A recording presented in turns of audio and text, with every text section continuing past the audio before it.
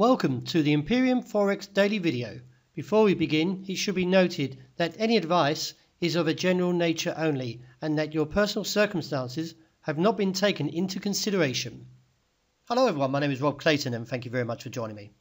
To begin with, I'd like to talk about the US dollar index. As you can see here, the market over the last few weeks has attempted to try and break higher, but still at this point is contained at 94.15.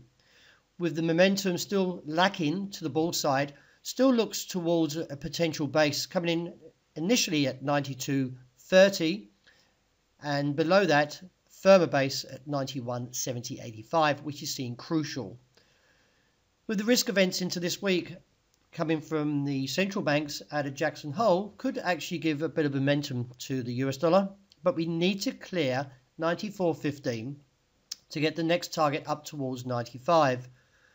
My concerns, though, is the fact that we can't rally and we are just consolidating, going sideways and waiting for a clearer direction.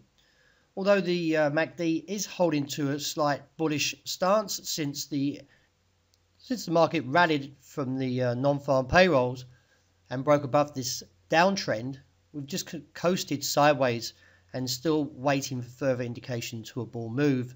So let's keep a close watch on this in the next few days. And if we can break above 94.15, then it will give the green light for the bulls to run further to the upside and look towards its next challenge of around 95. Moving on to Euro, overnight the ECB President Mario Draghi appears to have learnt from his own mistakes by avoiding commenting on how and when he might bring the monetary stimulus to an end.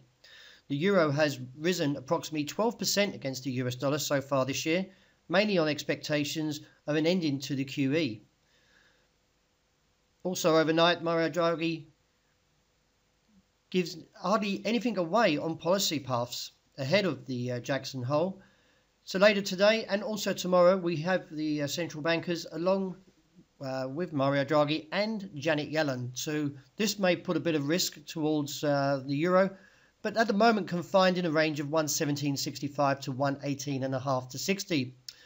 Once support, now resistance, I do expect to see this level hold, and while intact keeps my view towards 117.20.25 and hopefully eventually will bring the US dollar into a slightly bullish stance. The Australian dollar is still weak and keeping to a narrow range overnight of 78.81 to 79.16, still looks for a cap around 79.60, and I do expect to see further weakness to come to the currency.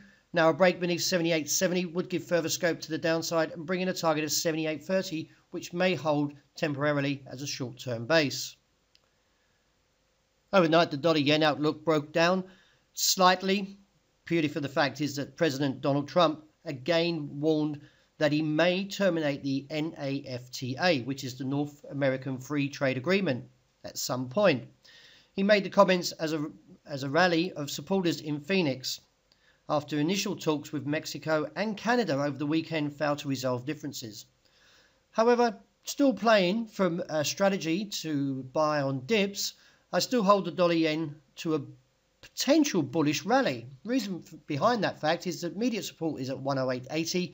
A base comes in now at 108.30.35, but the technical implications from the MACD still hold to a slightly bullish case.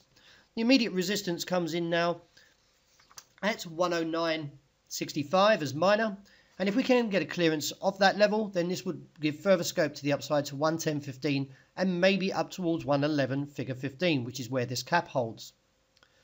For those that are trading short on the sterling, the market weakens further overnight and moves closer to the objective of 127.05.15. I'm a little bit cautious now as the market sells off, purely for the fact is that the technicals are low and the ADX is slightly overheating as it climbs up towards this 50 level. For those that are trading from a short side, I do recommend to move your stops and profits to your preference, of course, and be on your guard that we don't get caught towards the downside of a rebound and could look back towards this resistance of 128.60. The gold outlook still is concerning to the fact that the market, although it's attempting to rally and respecting this uptrend, is that we get a break now of 1,280, could actually see a $10 fall to 1,271. The reason behind my view is the fact that the indicators are coming back to a slight bear phase.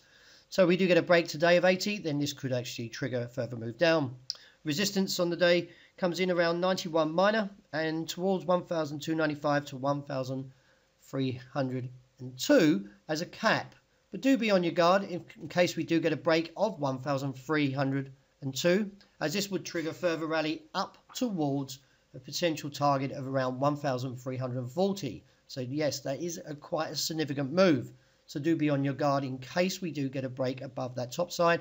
But with the indicators implying that we could see pressure to the downside, I hold this view in the short term to a bear case. Well, with the doji posted in the West Texas crude, the market actually found momentum overnight. However, now with support that becomes resistance, and it was rejected recently, I'd see a cap coming in at $48.80. And while this level holds, it should contain the bulls, and I do expect to see a move back towards $46.60 or beneath there at $45.75. And to round up with silver, as you can see, the market is still coasting sideways after the last 4 days, locked in a range of 1685 to 1720. Although we did get a rejection from the top side on Friday, and you can see here we've got a few dojis coming in play, does give some indication that the market is a little bit hesitant to take the challenge higher. Therefore, I expect to see a pullback towards this level of $16.85, and if the technical implications like gold are slightly to the bearish case, we could see a move towards $16.50. So that wraps up my daily video. Thank you very much for joining me, and I hope you have a wonderful day that's ahead of us.